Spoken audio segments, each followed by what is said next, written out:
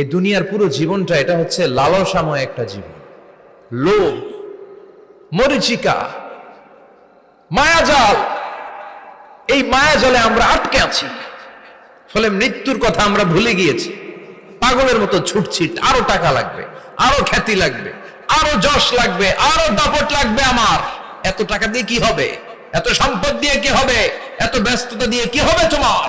Stop, থামুন, অনেক হয়েছে, আন্না, থামুন। Take a rest, take a breath and think about death. Think that you have to go back to your Lord. একটু বসেন না, একটু ভাবেন যে আমাকে চলে যেতে হবে, চলে যেতে হবে। এই কোলাহল, এই ব্যস্ততা, এগুলো থাকবে, থাকবো না আমি।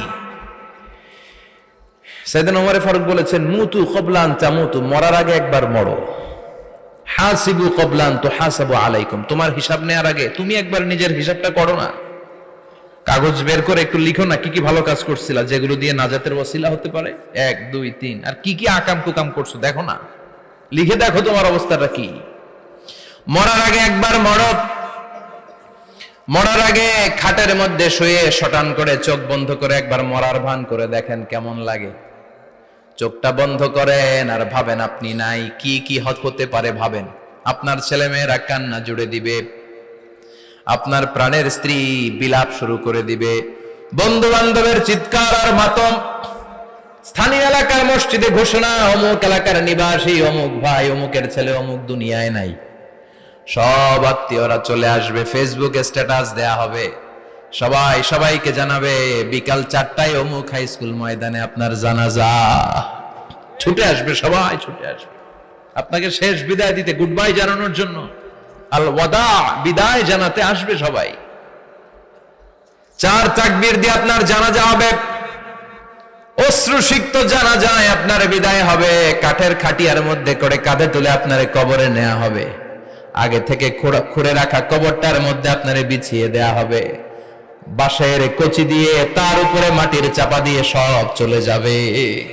ভাবেন না একবার চোখ বন্ধ করে, this is the circle of life, this is the nature of life. এটা সবার হবে, আমার হবে, আপনার হবে।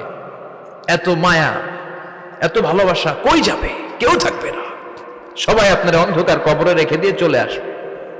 উপরে বাঁশের কঞ্চি, তার উপরে মাটির চাপা, অন্ধকার আর অন্ধকার। এই অন্ধকার যেন শেষ হতে চায় না, শুধুই অন্ধকার, ঠিক কিনা? এজন্য আমাদের চলে যেতে হবে। দাদা গেল, চাচা গেল, মামা গেল, আমাদেরকেও যেতে হবে, জোরে কোন ঠিক কিনা? একদিন মাটির ভেতরে হবে ঘরে মন আমার, কেন বন্ধ দালান ঘর, প্রাণ পাখি উড়ে যাবে পিঞ্জর ছেড়ে।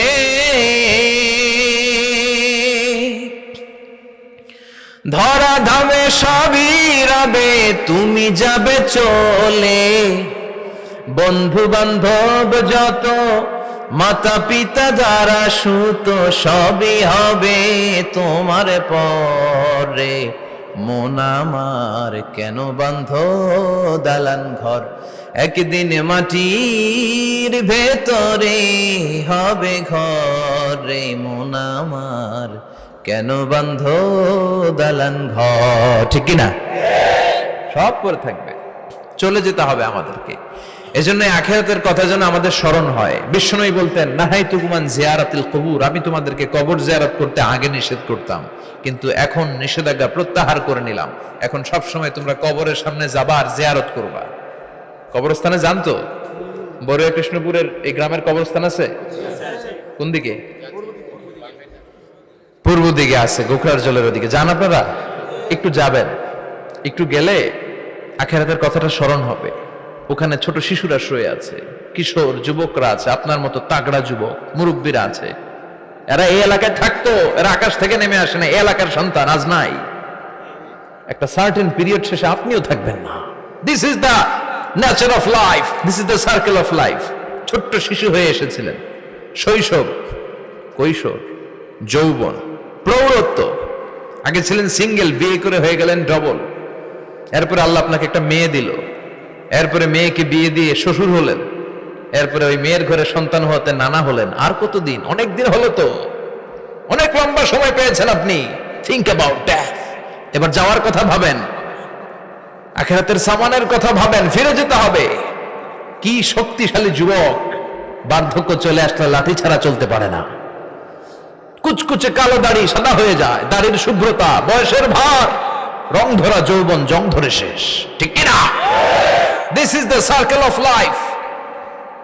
যুবক ভাইরা, এটাই জীবন, চলে যেতে হবে, কেউ থাকতে পারবে না, ঠিক কিনা?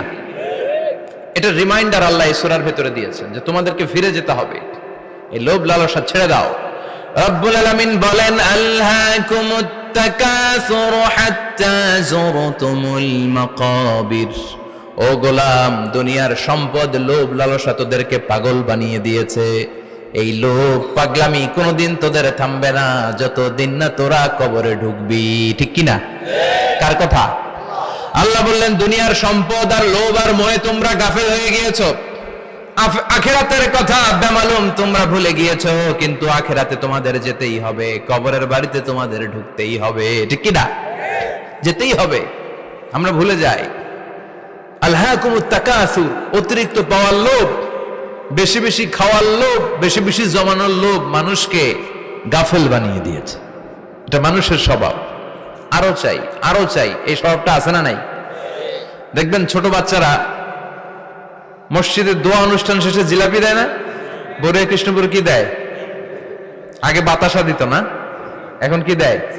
জিলাপি দেয়, মিষ্টি দেয়। তো মসজিদের 2-3 গেট থেকে যদি দেয়, ছোট বাচ্চারা দেখবেন এদিক দিয়ে কয়েকটা নিয়ে আবার ওই গেটে লাইন ধরে। ওর হাত হলো ছোট হাত, ওর হাত ভর্তি জিলাপি, আর নেওয়ার জায়গা না, এরপর আরেক জায়গায় লাইন ধরছে, আরো লাগবে, আরো লাগবে, এই আরো আরো আরো চাই।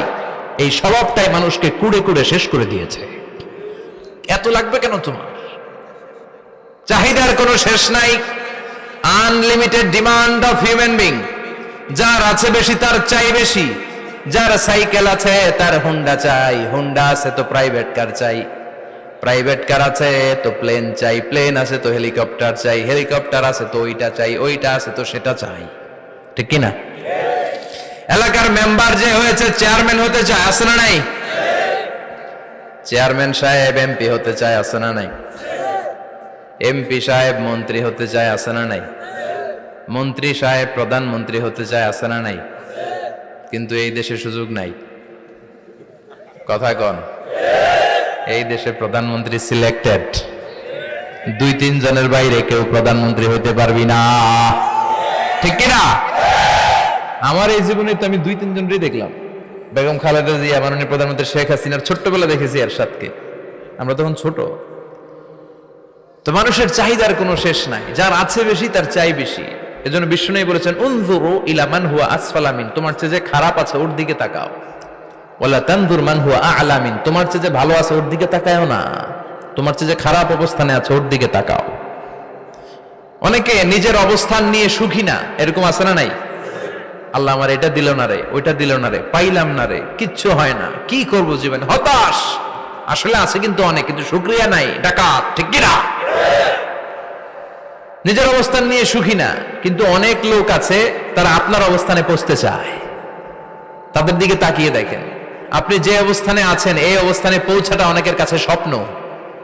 তারা প্রতিনিয়ত সংগ্রাম আর স্ট্রাগল করে যাচ্ছে আপনার অবস্থানে পৌঁছতে, আর আপনি এটা নিয়ে সন্তুষ্ট না। শেখ সাদির নাম শুনেছেন? বালাগাল উলা কাশাফাত দুজা, এই কবিতাটার রচয়িতা ইরানের বিখ্যাত এক কবি। উনি একবার আর্থিক সমস্যার মধ্যে দিয়ে সময় কাটাচ্ছেন, টাকা নাই, পয়সা নাই, পায়ে দেওয়ার মতো জুতা নাই। উনি খুব দুঃখ পেলেন, হায় রে, আমি ইরানের এত বড় কবি, আমার পায়ে দেওয়ার মতো জুতা নাই। দুঃখ ভরা মন নিয়ে রাস্তায় হাঁটতে বেরোলেন। হাঁটতে হাঁটতে হঠাৎ দেখলেন একটা লোক শুয়ে শুয়ে কাঁদছে, ওই লোকটার 2টা পাই নাই, পাই নাই। উনি সেজদায় পড়ে গেলেন, আল্লাহর কাছে ক্ষমা চাইলেন, আল্লাহ অনেক দিয়েছো, শুকর আলহামদুলিল্লাহ। এজন্য যেই পরিস্থিতিতেই থাকি না কেন আমরা কি পড়বো? জোরে বলেন, কি পড়বো? এজন্য কানাতু মিনাল ইসলাম, অল্পে তুষ্ট থাকার নাম হলো ইসলাম। সম্পদ লাগবে কিন্তু সম্পদের পাহাড় লাগবে না, ঠিক কিনা? অল্প খান, অল্প পড়েন, অল্প জমান, অল্পের ভেতরে বরকত ঢুকায়া দিছে কে? দেখবেন যাদের সম্পদ অল্প তারা সুখী বেশি। জরিপে এটা দেখা গিয়েছে, অনেক সার্ভেতে এটা এসেছে, যারা সম্পদশালী এরা দুঃখী বেশি। এদের দুঃখ বেশি, টেনশন বেশি, খুব স্বাভাবিক। টাকা যার বেশি, রোগ তার বেশি। টাকা যার বেশি, টেনশন তার বেশি। টাকা যার বেশি, ঘরে শান্তি তার কম। আছে না নাই? ঘরের ভিতরে অশান্তি, ছেলে কথা শোনে না, ছেলে টানে গাঞ্জা, মেয়ে করে পরকিয়া। আছে না নাই? স্ত্রী কথা শোনে না, ভালোবাসা নাই, ঘরটা জাহান্নামের টুকরা। রোগ বালাই, এক একটা হসপিটাল বিল পরিশোধ করতে মাসে 5 লাখ 10 লাখ। আছে না নাই? কিছু খেতে পারে না, ডাক্তার একেবারে ডায়েট মেনু বেঁধে দিয়েছে। Diet, very diet menu. এটা এটা এটা এটা কিছুই খাবেন না, শুধু গরু খাবেন না, খাসি খাবেন না, চিংড়ি খাবেন না, খালি ঘাস খাবেন। ইচ্ছে মতো ঘাস খাবেন, মানে ঘাস জাতীয় যত আইটেম আছে সব খাবেন। শাক খাবেন, সবজি খাবেন, সালাদ খাবেন। গরু, চিংড়ি, মুরগি, গোশত, ইলিশ কিছু খেতে পারে না। তাহলে রোগ বেশি, খাওয়ার মজা নাই, ঘরে সাংসারিক শান্তি নাই, খালি ব্যারাম আর ব্যারাম। ঠিক কিনা? কিন্তু সম্পদের পাহাড় ঘটেছে। আর অল্প যারা খায়, অল্প পড়ে, রিক্সাওয়ালা, কুলিওয়ালা, অল্প বেতনের চাকরি, কিন্তু হক হালালি মেনে চলে, দেখবেন শান্তি আছে অনেক।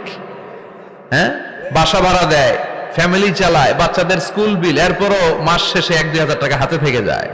আর ওর প্রতি মাসে 10 কোটি টাকা ইনকাম, তারপরও ব্যাংকের ঋণ আছে না নাই? সুখ কারে বলে? কিভাবে আপনি সুখকে ডিফাইন করবেন? সুখ তো টাকায় কিনা যায় না। শান্তি টাকা দিয়ে হয় না, শান্তি দেওয়ার মালিক কে? শান্তি আছে অল্প খেয়ে শুকর করার মধ্যে, শান্তি আছে আলহামদুলিল্লাহর মধ্যে। চিল্লায় বলেন ঠিক কিনা? এজন্য অল্প খাবো, অল্প পড়বো, অল্প জামাবো, অল্পের ভেতরে বরকত দিয়েছে কে? দেখেন, ধনী ভাইরা খেতে পারে না, কিন্তু রিক্সাওয়ালার কি সমস্যা হয়? রিক্সাওয়ালারা সব খেতে পারে। কুলিওয়ালা, দিন মজুর, এরা একেবারে স্লিম, সুঠাম দেহি, মেদহীন পেট, পেটে কোনো মেদ নাই, ভুড়ি নাই। আর কোটিপতিদের মেদ আছে না নাই? এত বড় বড় পেট। ঠিক কিনা? আমাদেরও পেট আছে, তবে হালাল পেট। এটা হারাম টাকা দিয়ে এই ভুড়ি বানাই নাই আমরা। চিল্লায় বলেন ঠিক কিনা? রিক্সাওয়ালা, কুলিওয়ালা নিজেও নামাজ পড়ে, বউ নামাজ পড়ে, বাচ্চাটাও নামাজ পড়ে, রিক্সা চালায় আর জিকির করে লা ইলাহা